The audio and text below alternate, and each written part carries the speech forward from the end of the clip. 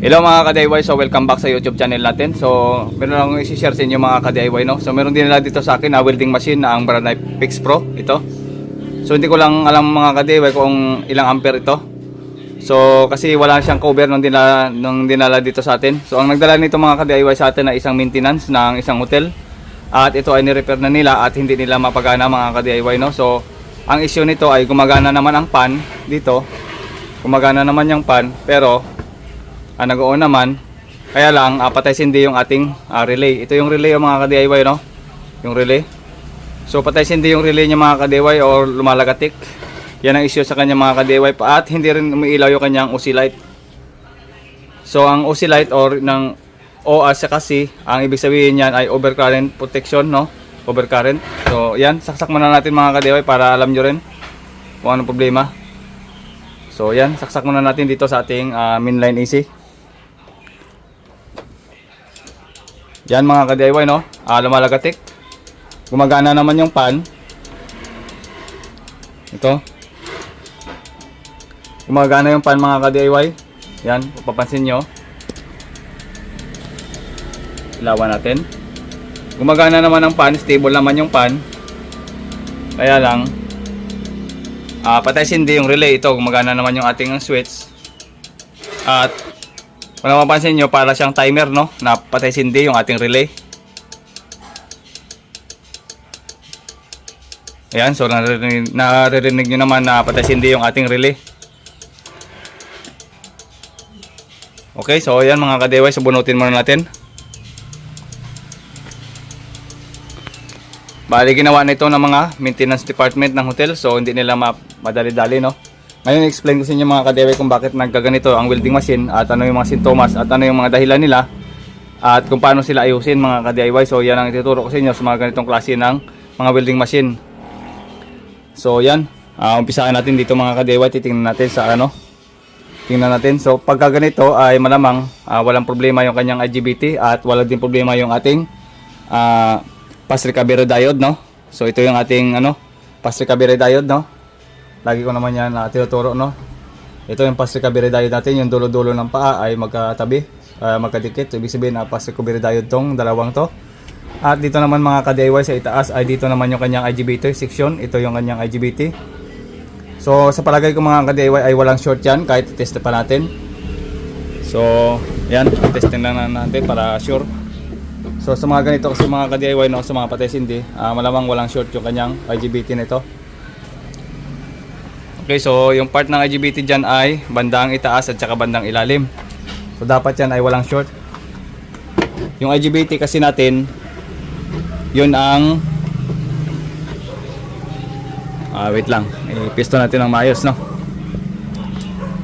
Yung IGBT kasi at saka yung ating fast recovery diode ay magkahitsura or magkamuka. Okay, kung napapansin nyo mga ka-DIY, no, yung dulo ng paa na to at saka dulo ng paa niya ay magkatabi or magkadikit. At dito naman sa isa, so magkadikit yung dalawa sa isang circuit lang. So ibig sabihin ayan ay fast recovery diode. At dito naman si taas, itong tatlo na to, isa, dalawa, tatlo, at saka yung si taas, yan ay IGBT.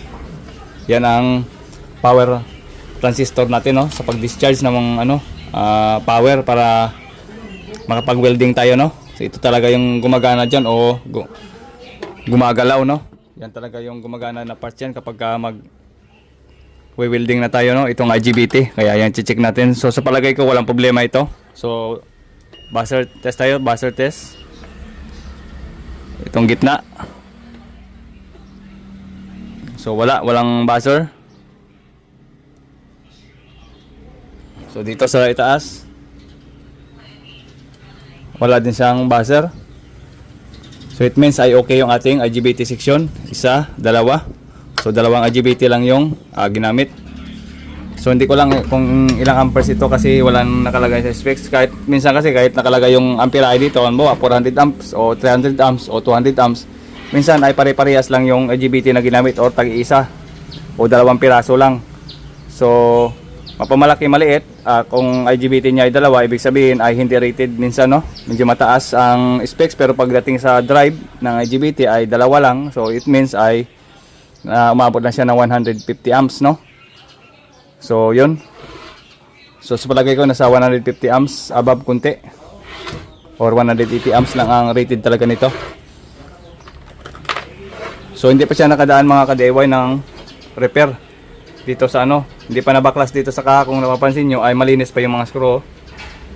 Malinis yung screw at hindi lang man dinaanan ng screwdriver, no? Hindi pa nababaklas. Or I think nabaklas na kasi ano, may mga seal na dito, oh, natanggal. Siguro nabaklas na. So gawin natin ay baklasin na lang natin yan para ma-troubleshoot natin na maayos at maituro ko sa inyo kung saan banda kayong parte mag-troubleshooting kapag ganito yung sira sa ating mga welding machine o ganitong issue sa ating welding machine. So isa lang yung dahilan yan mga ka-DIY dito sa ating control card. Yan, so baklasin mo natin para makita nyo kung saan banda yung parts sa control card ang naging problema, kaya pitik ng pitik yung relay or hindi siya tumutuloy. No, hindi tumutuloy. Dapat yung relay na pipitik yan ng isang beses lang sa pag-on at saka sa pag-off. So sa senaryong ganito ay patay sindi yung ating relay o on and off yung ating relay. Okay, so kalasin ko lang mga ka-DIY para ituro ko sa inyo step by step kung paano gawin yung mga ganitong klase ng issue sa ating mga welding machine. Okay? Okay, so baklasin natin mga ka-DIY, no? Tingnan natin kung ano yung mga parts na pinalitan nila dito. Pero dumanda sa ano, sa loob dito sa ating IGBT ay hindi naman nila na ano, nabuksan talaga. Hindi pa kasi nakadaan ng hinang yung IGBT. So, okay din yung troubleshooting nila. Hindi nila muna ginalaw, no? So, tanggalin muna natin itong mga screw.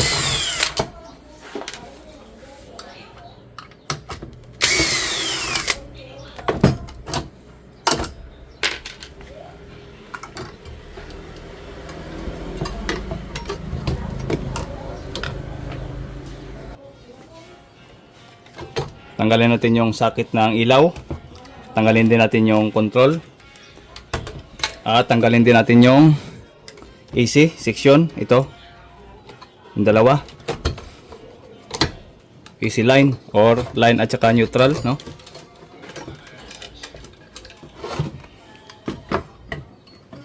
Yan. So wala itong output mga ka-DIY once na nag patay sindi. So wala yung output na voltage dito sa terminal natin, no? So dapat makakuha tayo dito ng around 400 40 volts to 50 to 60 volts dito sa itaas sa positive at saka negative ng ating probe, no? Ng ground at saka positive probe ng ating welding machine. So dapat makakuha tayo diyan ng at least 40 volts DC at at least 40 volts DC 50. So wala tayong makukuha kaya hindi na natin tinester nyo kasi dahil patay sindi yung relay. So kapag pantay sindi ang relay, so 100% yan na walang lalabas na output dito sa dalawang terminal. Okay? Yan. So observe muna tayo kung anong mga parts na ginalaw nila dito. So dito tayo ngayon magto-troubleshoot sa control card dahil ito yung pinaka nagmamanage talaga ng ating welding machine, no? Ayan, kung napapansin niyo mga ka-DIY ay pinalitan na nila yung MOSFET, no? Ito, yung MOSFET. Dito pa nga mga ka-DIY, so dinala din nila yung parts dyan. Pinalitan nila itong dalawa. So tama naman na pinalitan nila itong dalawa dahil yung MOSFET na yan kapag sira yan ay pwedeng patay sindi yung ating relay. Dito yung relay, patay sindi yan. So sa ganitong kasing welding machine ay wala siyang display. Yung iba kasi may display, ito walang display na klase ng welding machine, no? So dito ay nandito naman yung kanyang MOSFET ito. Ang tawag dito mga ka-DIY ay 8-pin na MOSFET na 4688 MOSFET, no? So ito yung bumagbabato ng signal mga ka-DIY. So ito yung bibato ng signal dito sa ating IGBT, no? Dito sa pinaka IGBT natin, yung dalawang tinester tong kanina. Itong dalawang IGBT. Ito at saka ito. Yan IGBT natin, dalawang piraso. So ito yung nagbabato ng signal. Siya yung nagko-control ng signal, pulse, nagbibigay ng pulse or frequency para mapanormal yung pagluto ng welding rod, no? Kung ito ay mag-iba yung kanyang kung ito ay nag-iba ang waveform ng ating MOSFET. So pag umiba lang yung waveform, sa voltahe na papasok is walang problema kasi 15 volts na naman supply niyan. Pag ang waveform nito ay nag-iba, ibig sabihin ay hindi gagana yung ating welding machine, no? At hindi rin magagana yung relay din ay patay sindi din. Or minsan kapag sira ito ay hindi magdi-display yung pinaka-display ng welding machine, no? Yung number na makikita natin kapag pinihit natin yung welding machine, makikita natin yung number. Minsan ay blackout yun kapag sira din yung ating 8-pin na MOSFET na ganito mga ka-DIY, no? So yan, ito naman yung ang parts na ito, yan ay comparator IC mga ka-DIY, no? Ito, no, comparator IC sa LM series. So ito naman ay drive ng ating IGBT, no? So ito yung nagbibigay signal na ating IGBT. Kaya minsan mahina tumunaw yung ating or mahina yung spark. Minsan mahina yung spark ng ating welding machine. So maaaring sira ito ang dalawa. O minsan ay walang short sa ating IGBT. So kapag walang short at walang display, minsan ay ito rin yung sira, no? Or nagki-clicking yung relay. So ito yung dahilan yan, yung dalawa. So kapag pagka okay naman ito mga ka-DIY, so dito tayo sa comparator IC, no? Pwede naman natin palitan yan ng comparator IC, no? So yan. So ito, silipin natin sa microscope, titingnan natin kung ano yung pagkalagay nila kasi dito sa ating camera ay hindi gaanong kita, no? Kaya kahit mag-zoom tayo, kita naman, kaso nga lang kita naman ng camera ko yan. So cellphone na kasi yung ginagamit natin mga ka-DIY, no? Ang problema ay hindi natin makita, no? Yan.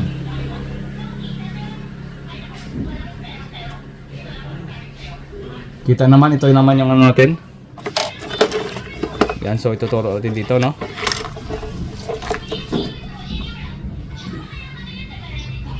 So dito mga ka-DIY sa ating ating pinaka MOSFET. Ito yung tanda mga ka-DIY, yung bilog, no? Yan, pin 1, pin 2, pin 3, pin 4, no? Ito sa ilalim ay 5, 6, 7, 8. Yung 5, 6, 7, 8 na pin ay magkakasama kasi yan ay common drain. Drain kasi yan ng ating MOSFET, no? Dito natin kinukuha yung waveform na galing sa ating oscilloscope. So dito natin malalaman kung sakto or tama ba yung pag-repair natin. So dito natin malalaman yan gamit yung ating oscilloscope, no? Yung oscilloscope tester natin. At dito naman sa kabila ay sim lang yan mga ka-DIY. So ito naman yung hole, yung pinakabutas. So ito yung pin 1. Kung saan yung butas nito mga ka-DIY, yan ang pin 1 dyan. Pin 1, pin 2, pin 3, pin 4, 5, 6, 7, 8. So dito mga ka-DIY, kung napapansin nyo ay parehas tama din naman yung ang pagkabit ng ating MOSFET, no? Tama din yung pagkabit nila. Kaso nga lang pupipitik pa rin yung ating relay, no? Pupipitik pa rin. So dapat ay magkakaparehas ang voltahe nito. Kapag tiningnan nyo dito, mag-test tayo dito mamaya. At saka tinest natin dito sa pin 1, dapat sa pin 1 dito ay equal o parehas lang yung voltahe nila. Sa pin 2 at saka pin 2 dapat equal din. Sa pin 3 at saka sa pin 3 dapat equal. Sa pin 4 at saka sa pin 4 equal din yung voltahe. So ang usapan dito sa apat na terminal ay voltage checking, no? Voltage checking ang usapan sa apat na terminal. Pagdating naman dito, ang usapan naman dito ay waveform. So kailangan natin ng oscilloscope para ma-determine natin kung tama ba yung signal na binabato ng ating MOSFET na 8-pin na ganito. So kailangan talaga natin may tool tayo ng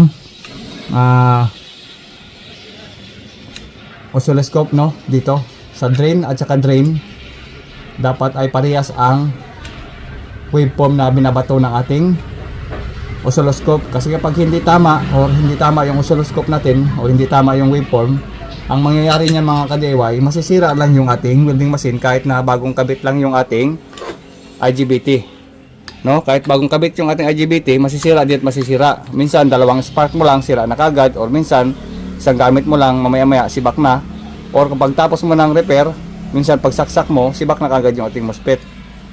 no? So yun, bale silipin natin ito sa ating microscope, no? So tester muna natin mga ka-DIY kung may short sa dalawa. Ganito lang yung mag tester gamit yung ating tester, no? Ganito lang yung procedure ng pag-test sa ating MOSFET. Malalaman kaagad natin dito kung ito ba ay short o hindi. Ang gagamitin kong setting sa aking tester ay buzzer test. Yan. Napansin nyo, naka-buzzer test tayo. O buzzer mode para ma-identify kaagad, no? Mas mainam sana yung tester na merong diode mode na merong buzzer. Diode test na merong buzzer, no?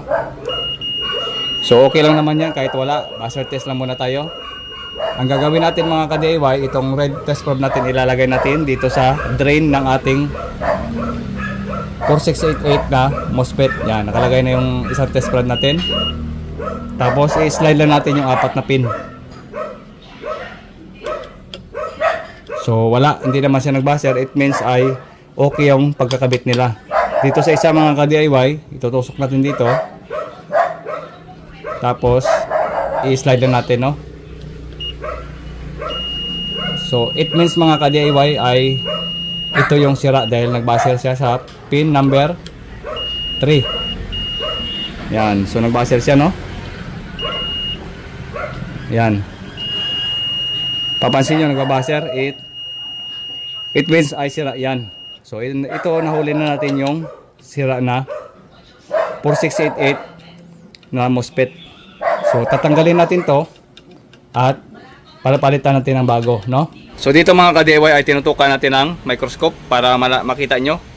So dito mga ka-DIY ay nagtutok tayo sa MOSFET na 8 pins, no? Ito, yung 4668. Tama naman yung pinalit natin nila, oh. 4688 na MOSFET IC, no? Tapos dito naman, yung kasama niya ay 4688 din yan, no? Tama naman yung parts, oh, 4688. Ibig sabihin ay equal or parehas lang yung ginamit dito, yung dalawa. Tapos ito naman yung kanina yung nag-buzzer. Ito yung sira, so papalitan natin yan. So bago natin palitan yan mga ka-DIY, no, isasaksak muna natin yan, tatanggalin muna natin to o i-remove na natin yan. At ito naman yung kanyang ginamit na comparator IC. Yan, ito 358. Yan yung comparator IC, no. At dito naman yung pinaka natin, yung isa pang IC na pinapalitan natin kapag may problema, itong UC 3525A. So minsan yan ang pangalan ay SG, no? SG 3525. So yan yung mga parts na in-stock natin minsan pagka basta welding machine. So kapag mag hard trouble kayo ay pwede nyo i-pull out lahat yan, no? Pwede natin i-pull out yung isa comparator, tapos itong ating 3525 at yung dalawa natin na MOSFET. Yan lang naman ang nagkakaproblema sa ating mga welding machine. So yan, ang una natin gagawin ay ipo-pull out muna natin tong dalawang to. Tapos isaksak muna natin. So wag muna natin palitan yung ating comparator IC. Okay? So tatanggalin ko lang muna yan. Okay, so i-remove natin.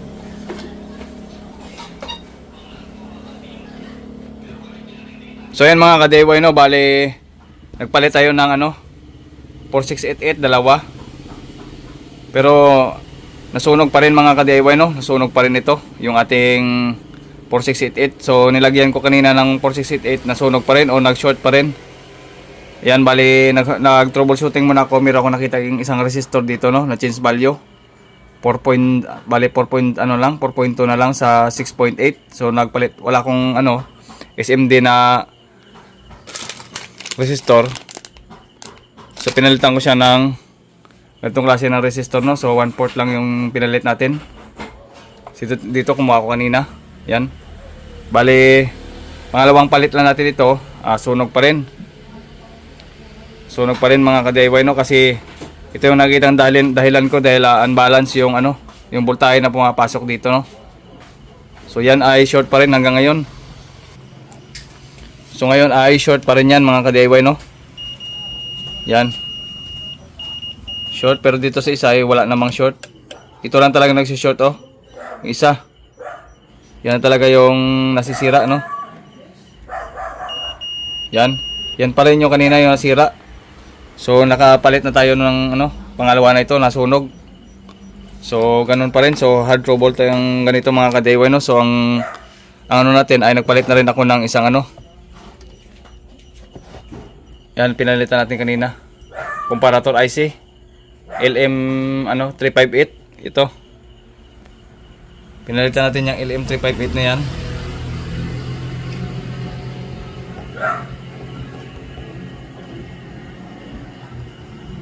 Pinalitan natin to, so ganun pa rin, nasusunog pa rin, no? Yung ating 4688 na isa. Bali nasusunog pa rin yung isa nito. Ang gagawin natin ay kapag nasunog kasi yan, ang tendency ay mahina yung pan natin. Ito, humihina yung pan. Pag tinanggal naman natin to, so bumabalik sa dati o lumalakas yung pan. So ito ay napalitan ko na rin ng isa. So normal pan yung isa kahit pinalitan ko. Kahit normal, pinalitan ko na rin. So ganun pa rin siya. Ang suspect natin mga kadeway ay ito. IC na ito na mahaba, no? Yang 3525, no? Yan yung suspect natin, ito. Yung 3525. So, yan. Bali, tanggalin ko na lang itong isa. Ito, papakita ko sa inyo yung mag-voltage checking muna tayo, no? Para makita nyo rin kung bakit siya pumuputok.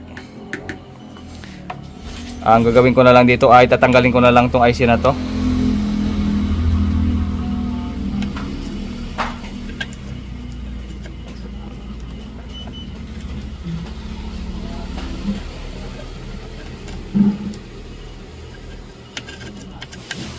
Yan, tatanggalin na lang natin to. Kasi short din naman yan. Ito palitan natin ang 3525. Tatanggalin ko lang muna ito mga ka-DIY, no? Tapos palitan natin. Tingnan natin kung magno-normal siya dito. Yan, so pag tinanggal kasi natin to, ay lumalakas yung pan natin. Ibig sabihin nagno-normal siya. Pag wala yung isa, nagno-normal yung ikot ng pan, sobrang lakas. At kapag nag-short dito, so mihina na yung pan. Ang hina ng pan ng ikot. So gagawin natin ngayon ay yun, palitan na nga natin to. Okay? So tanggalin ko lang muna. So ayan mga ka-DIY, kung bakit namumutok siya ng ano, ng ating MOSFET dito. Pinuputok niya yung isa dahil unbalance pala mga ka-DIY yung input, yung entrance natin dito. Yan, dahil unbalance dito yung ating supply kaya namumutok ng ano, ating MOSFET. So ayan mga ka-DIY, papakita ko sa inyo kung bakit siya namumutok, no. I-ground lang muna natin yung isa. Test prod natin. I-ground muna tayo. Tapos select natin sa DC, no, supply. At papandalin natin yung welding machine. Power on natin.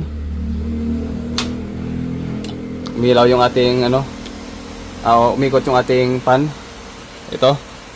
Dito ay pagpaparehas na natin yung dalawang input na mga terminal. Ito terminal 1 hanggang terminal 4, terminal 1 hanggang terminal 4, no? Pin 1 hanggang pin 4, then pin 1 hanggang pin 4 din. Dito sa pin 1 ay 0. Yan, 0, no? Sa kabila naman, pin 1 0 din. Yan, bali pin 1 pa lang tayo. Dito tayo sa pin 2. Pin 2 tayo dito. Sa pin 2 natin mga ka-DIY ay lumabas na voltahe ay 7.8 volts. Doon tayo sa kabila dito sa pin 2 din. Kabila. Nakuha tayo ng 3.6 volts, no? Unbalance yung dalawang supply. Unbalance yung input. Okay, sa pin 3 naman ay 25 volts.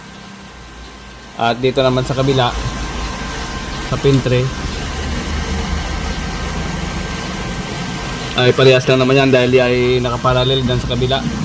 25 volts din, parehas lang naman dahil nakaparallel yung supply dyan na 25 volts. At dito naman sa pin 4, ito pin 4 tayo, ay 22 volts, no? Sa pin 4 22. At sa pin 4 ng kabila ay 18 volts. So meaning ay unbalance yung pin number 2 at saka pin number 4. 18 volts. So dito natin mako-confirm mga ka-DIY kung bakit namumutok siya ng MOSFET dahil dito sa ating drive, no. Patayin muna natin. Ito yung dahilan mga ka-DIY sa mga transistor natin at saka sa SMD natin na diode, no, dito. Ito yung dahilan. So wala akong pampalit nito mga ka-DIY, no, yung mga transistor natin. Ito 1, 2, 3, 4. Itong apat na to, pag sinundan mo yan mga ka-DIY, dito nanggagaling yung mga supply, no. Kasi ito na pinalitan na natin, ganun pa rin mga ka-DIY, pinalitan na natin to. So ganun pa rin, unbalanced pa rin yung supply. So wala akong pampalit ng mga transistor drive natin, pati yung Zener diode natin, no, itong mga liliit mga Zener. So wala tayong pamalit yan mga ka-DIY, no. Ang gagawin na lang natin dyan ay papalitan na lang natin yan ng control card. Papalitan na lang natin to ng control card. Ang gagawin natin ay bubunutin na natin to lahat. So yan na lang ang pinaka dyan, the best na choice, kasi wala akong pampalit ng mga spare parts ng mga SMD transistor. Meron ako dyan mga selected lang, pero yung itong Zener diode, so meron naman ako dyan, kaso lang hindi naman kumpleto lahat. So yung itong natin, bubunutin natin to control card. Mangilan-gilan pa lang yung mga parts ko ng maliliit na mga SMD na mga ganito. Meron naman, kaso mangilan-gilan lang. Ang gagawin na lang natin dyan, ibubunutin natin to. Ayan, kaya pala namumutok siya ng ng 4688 dahil dyan. Para madali kayo makapagbunot ng control card, ang gagawin nyo ay kakating nyo muna yung mga existing dito sa mga paa nya. May mga existing yan dito, putulin nyo na yan.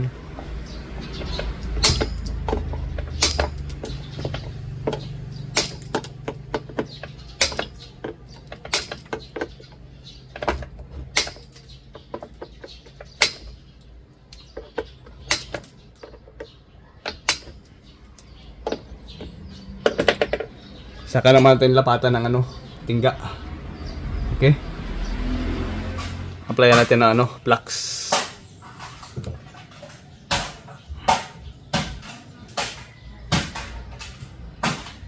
Para malinis. Tapos lagyan natin ng tingga para madali mabunot, no?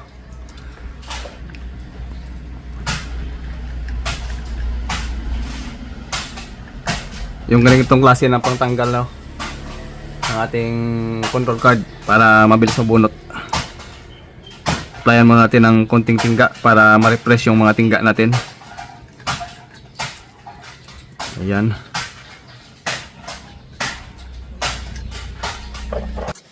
So ayan mga ka-DIY, no, bali natanggal ko na yung pinaka control card dito. So pag ganito mga ka-DIY ay matigas talaga ito bunutin. Ayan, bala natanggal na natin yung control card. Ito mga ka-DIY yung luma. Ito naman yung ating bagong control card. Ito lang yung pinakaiba, kapasitor. Mayroon isang kapasitor dito, electrolytic. So wala yung replacement. Okay lang naman yan. So yan mga ka-DIY, alas parehas lang naman sila. Bali sa Shopee natin ito nabili mga ka-DIY, no, sa online. Yan, so ang madali dito na paraan mga ka-DIY para madali matanggal. So nakaganyan yan. Kasi matatagalan ako kapag isa-isahin ko pa dito mga ka-DIY, no, bunutin, no. Ang gawin nyo na lang ay ganito lang mga ka-DIY. At pagka pa na mabali siya, so may maiwan yung mga paa, isa-isahin nyo na lang pagtanggal. So yan ang nangyari para mas mabilis. Ngayon isalpak ko na itong replacement natin, no, na control card. Yan dito. Salpak na lang natin yan. Okay. Ayan. Solder na lang tayo mga ka-DIY, no. Ganituhin nyo na lang para mabilis siya matanggal kapag wala kayong proper tool talaga na may pangtanggal nito. So meron talaga na bibili dito mga ka-DIY na pangtanggal, no. Kasi medyo mahal lang. So bibili tayo ng ng machine na ganun. Yung kasama na yung panghinang at saka pangtanggal ng tingga talaga. So may nabibili sa online yan mga ka-DIY. So hindi pa ako nakapagbili. Bibili nga ako niyan para sa pagtanggal. So dati kasi ay pag hindi ko makuha ng pa-slide, ang ginagawa ko, binabalik ko na lang, ginaganito hanggang sa mabali yung paa niya. Ayan. Ayun, ay resolder ko na lang to. Okay.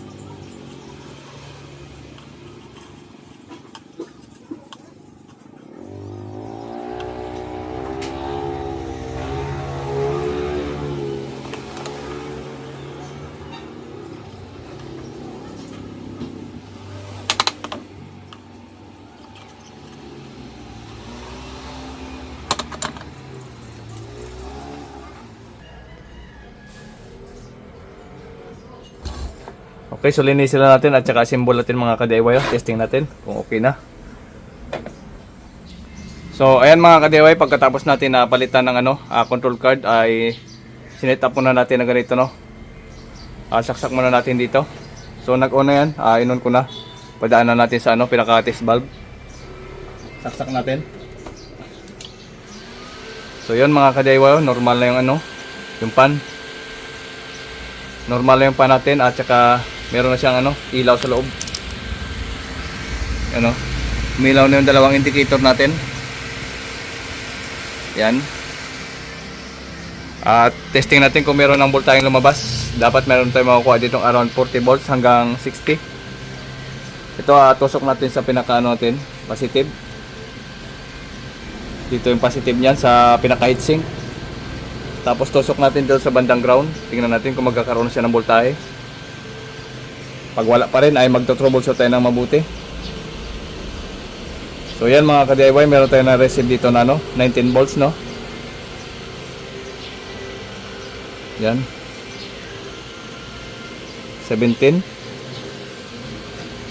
So mababa. Ito ba 'yon?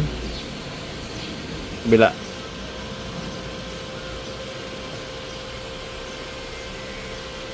Yan, 49 volts. Ito pala yun mga ka-DIY, no. So yan, meron tayo nakukuha 49 volts DC. So normal na yan mga ka-DIY. Pwede na natin yan i-assemble. So ayos. Testing natin mamaya.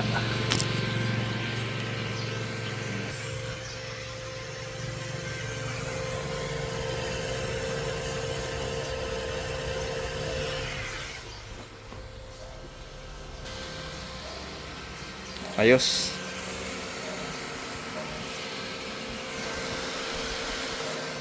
Tara, simbol muna natin tapos testing natin.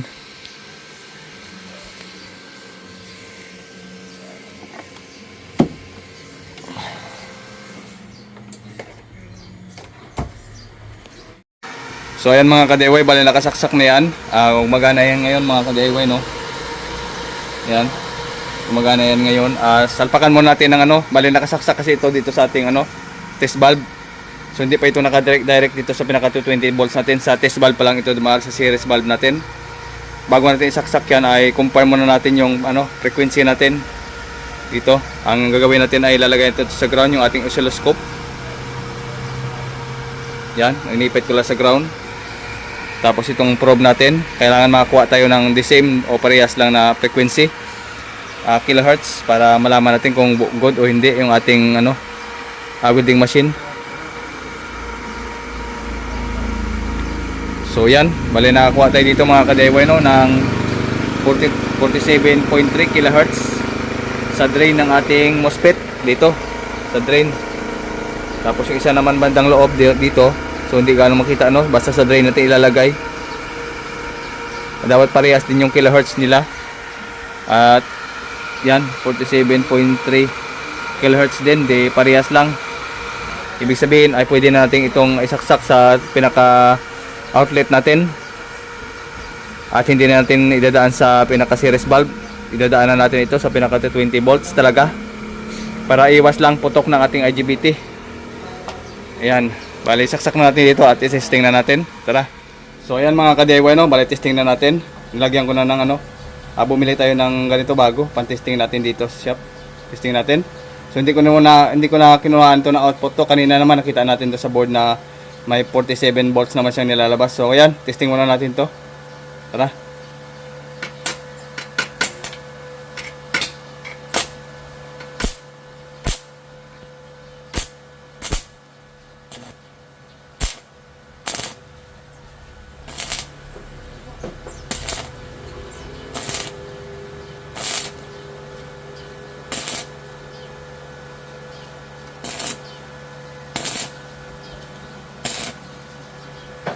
Ayos mga ka-DIY. So yan, pwede nating i-release yan.